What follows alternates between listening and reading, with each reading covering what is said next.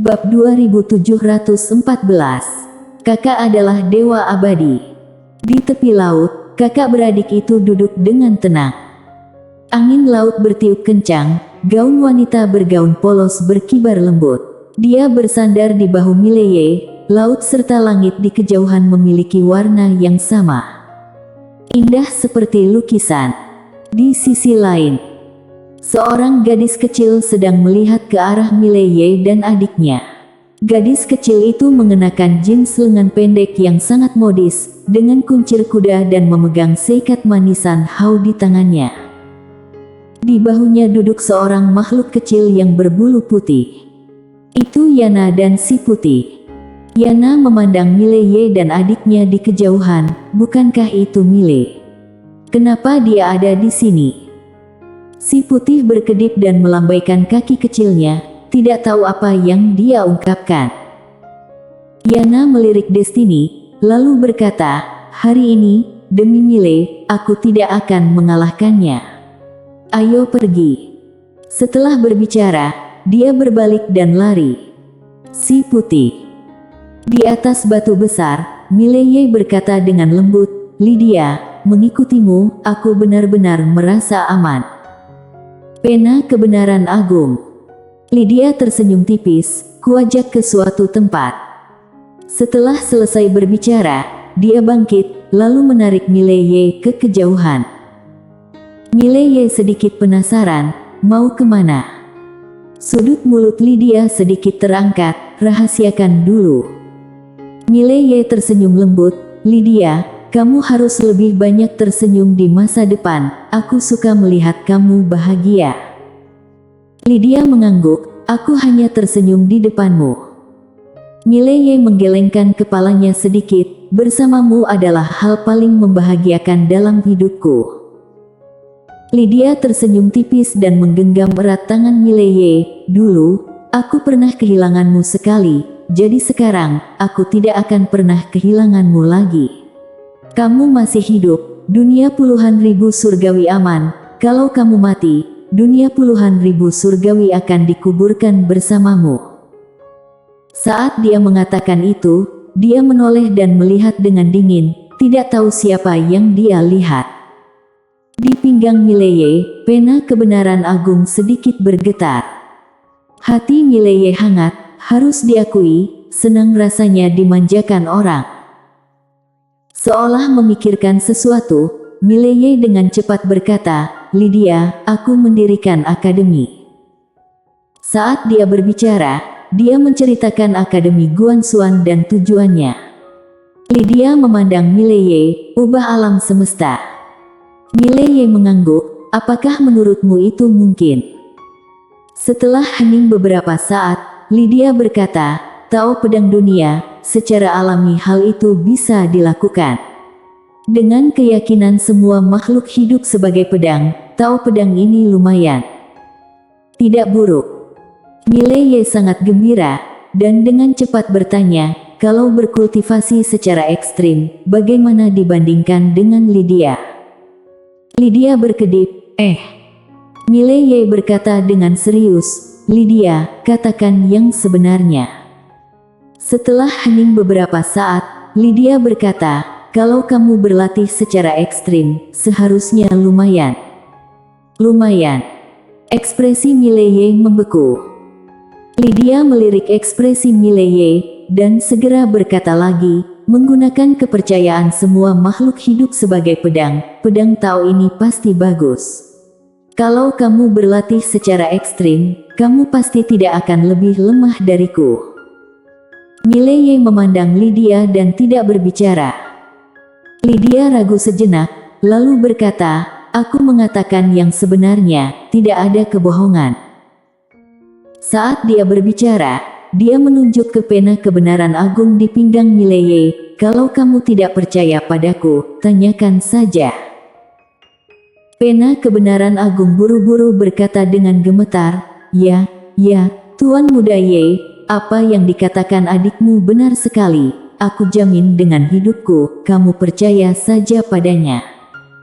Dia hampir menangis. Mileye melotot ke arah Lydia, "Manjakan saja aku." Lydia meluruskan kerah berantakan di dada Mileye, lalu berkata dengan lembut, dalam hidup ini, aku hanya memanjakanmu.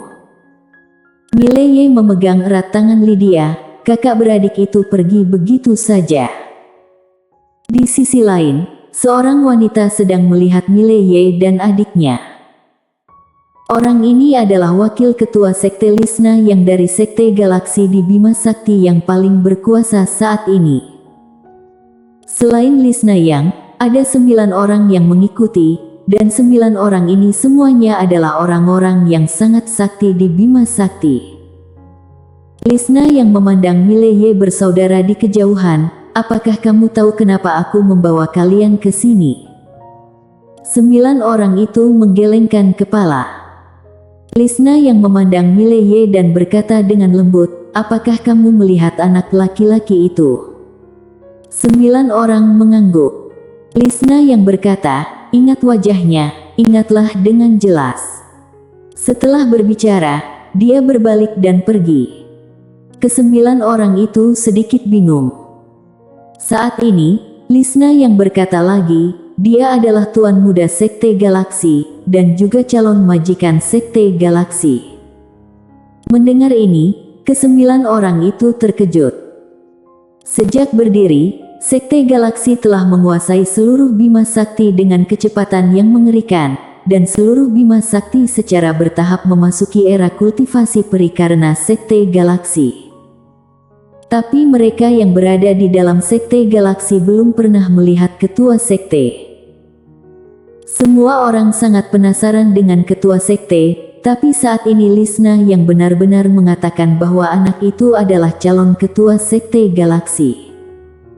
Di kejauhan, Lisna yang berkata lagi, jangan ganggu mereka.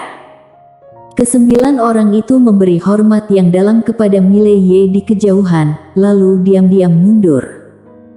Lydia membawa Mileye ke kaki gunung. Mileye mendongak dan melihat bahwa puncak gunung diselimuti awan dan kabut, sehingga tidak bisa diprediksi. Mileye sedikit penasaran, Lydia, bisakah katakan sekarang? Lydia menggelengkan kepalanya, tidak. Mileye tersenyum dan berkata, oke. Kedua kakak beradik itu berjalan menuju gunung. Dalam perjalanan, Mileye tiba-tiba bertanya, Lydia, kenapa kita menggunakan jalan kaki dan bukannya terbang? Lydia memandang Mileye, setiap momen bersamamu sangat berharga.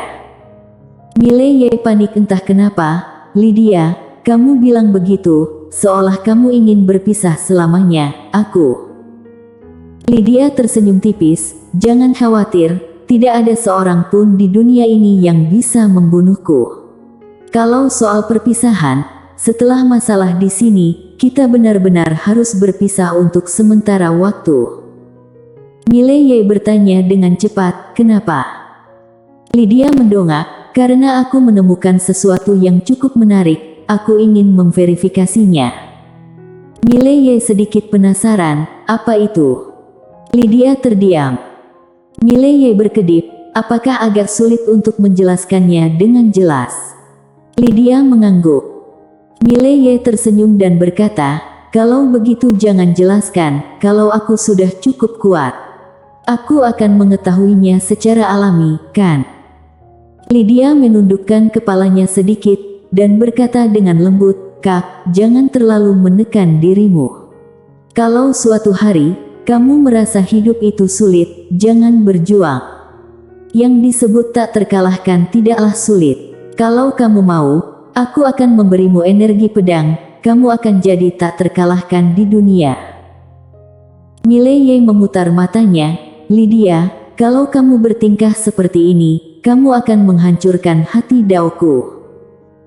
Senyum cerah muncul di wajah Lydia, oke, kalau begitu kamu bekerja keras. Mileye mengangguk. Dia percaya pada kata-kata Lydia. Kalau Lydia memberinya energi pedang, dia akan benar-benar tak terkalahkan di dunia, tapi ini bukanlah tujuannya. Tujuan sebenarnya adalah mencapai level Lydia. Mengandalkan Lydia yang tak terkalahkan, maka dia tidak akan pernah bisa mencapai level Lydia. Pada saat ini, sebuah suara tiba-tiba terdengar dari samping, "Hei kalian lihat, ada dua orang di sana, pria itu sangat tampan dan wanita itu. Ya Tuhan, ada wanita yang begitu cantik di dunia ini."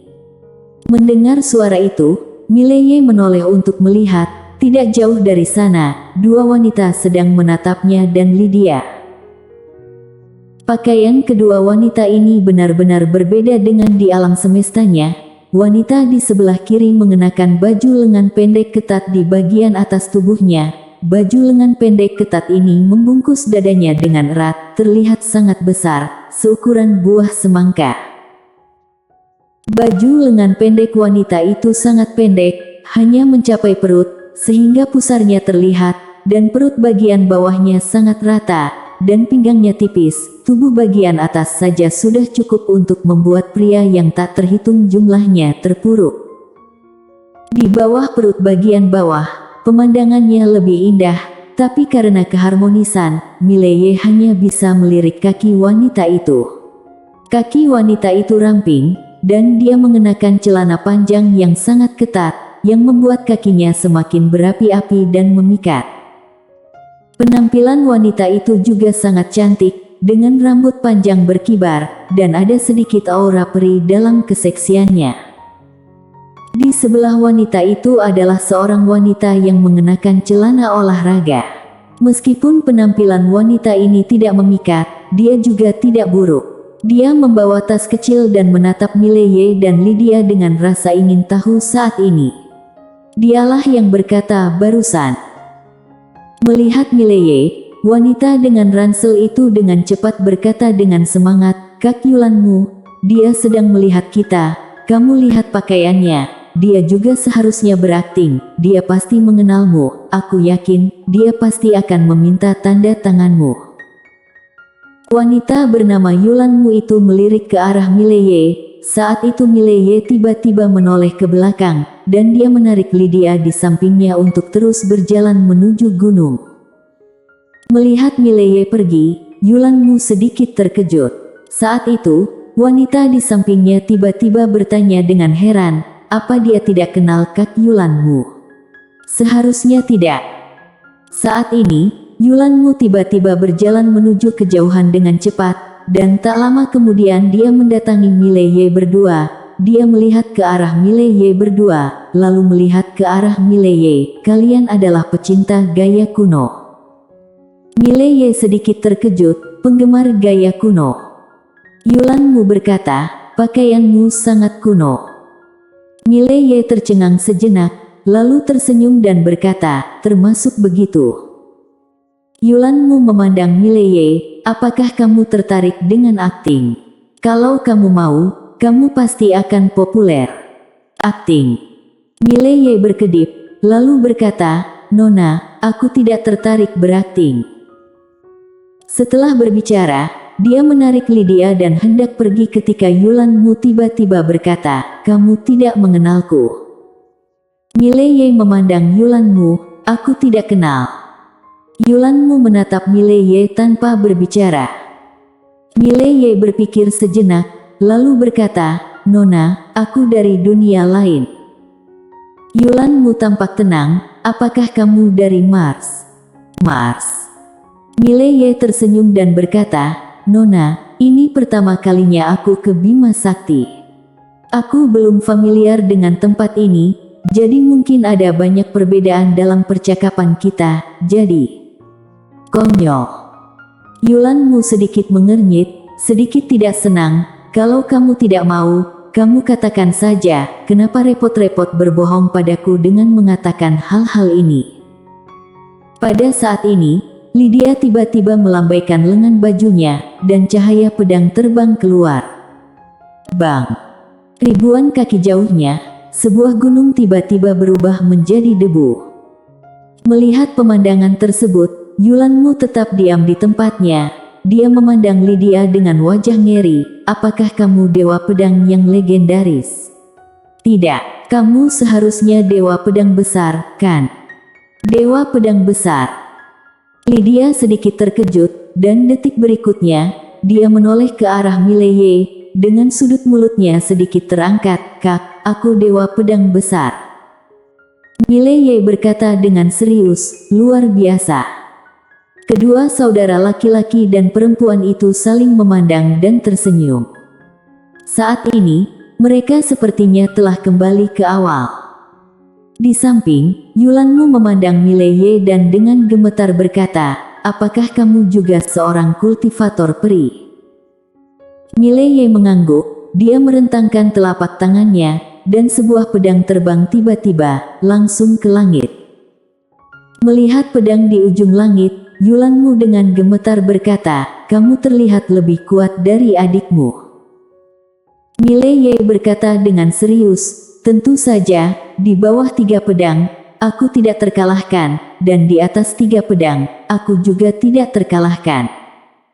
Setelah berbicara, dia melihat ke arah Lydia. "Benar." Lydia mengerjap, lalu mengacungkan jempol dan tersenyum manis. "Kak, Dewa Abadi." Bersambung.